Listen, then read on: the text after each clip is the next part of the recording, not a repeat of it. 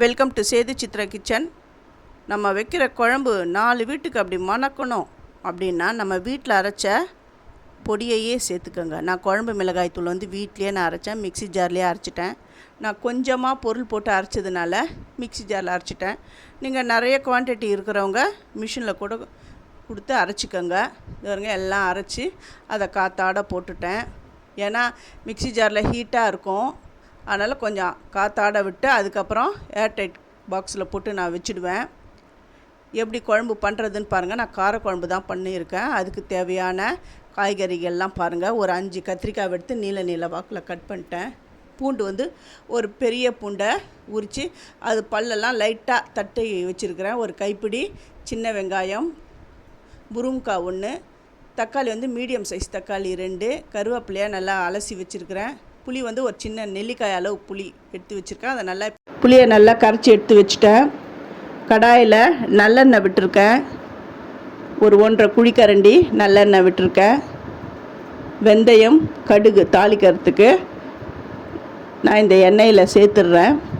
இப்போ தட்டி வச்சுருக்கிறேன் இல்லையா, அந்த பூண்டெல்லாம் இதில் சேர்க்கணும். அதுக்கு முன்னாடி பெருங்காயம் சேர்த்துட்டேன்.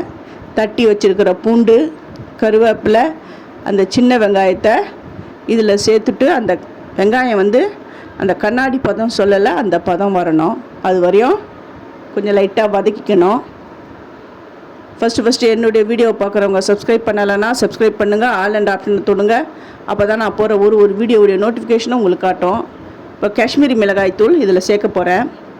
இந்த காஷ்மீரி மிளகாய் தூள் நான் வீட்லேயே அரைச்சது தான். இவருங்க நல்லா காய வச்சிடணும். இந்த சுருக்கமாக இருக்கிறது தான் காஷ்மீரி மிளகாய். இதை நல்லா காய வச்சு மிக்ஸி ஜாரில் போட்டு இந்த மாதிரி பொடி பண்ணிட்டேன். இப்போது இதில் அவ்வளோவா காரம் இருக்காது, கலர் கொடுக்கும். இது ஒரு ஸ்பூன் சேர்க்குறேன். ஒரு ஸ்பூன்னா இது சின்ன ஸ்பூன், அந்த அளவு தான் நான் சேர்க்குறேன். இப்போ மஞ்சளை நான் எப்படி அரைச்சேன் அப்படின்னா, இதையும் மிக்ஸி ஜாரில் தான் போட்டு அரைச்சேன். இந்த விரலி மஞ்சள் இருக்குது பாருங்கள், அதை தான் மிக்ஸி ஜாரில் போட்டு பொடி பண்ணி அரைச்சேன். நீங்கள் அப்படியே போட்டிங்கன்னா அந்த மிக்ஸி ஜாரில் இருக்கிற அந்த பிளேடு உடஞ்சிடும்.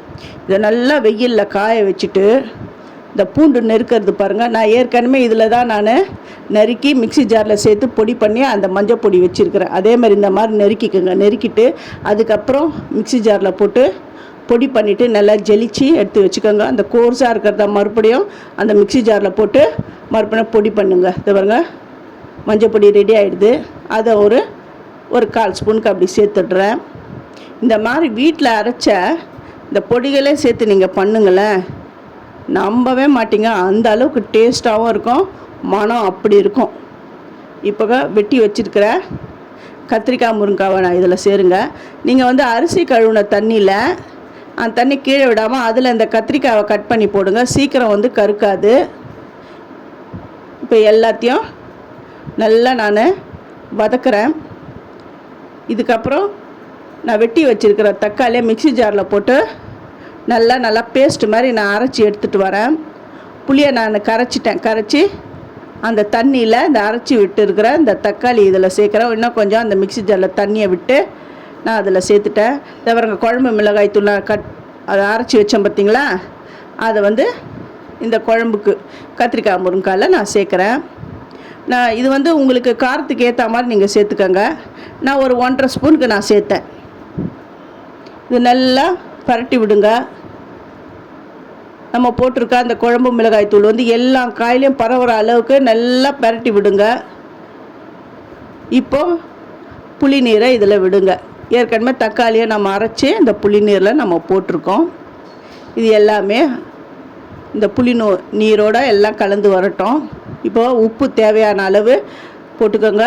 உங்களுக்கு என்ன திட்டமோ அந்த அளவுக்கு குழம்புக்கு தேவையான அளவு அப்படி போட்டுக்கோங்க. இன்னொரு முக்கியமான ஒரு டிப்ஸ் என்னென்னா, தீயை ரொம்ப அதிகமாக வைக்கக்கூடாது, மீடியமில் தான் வச்சு குக் பண்ணணும்.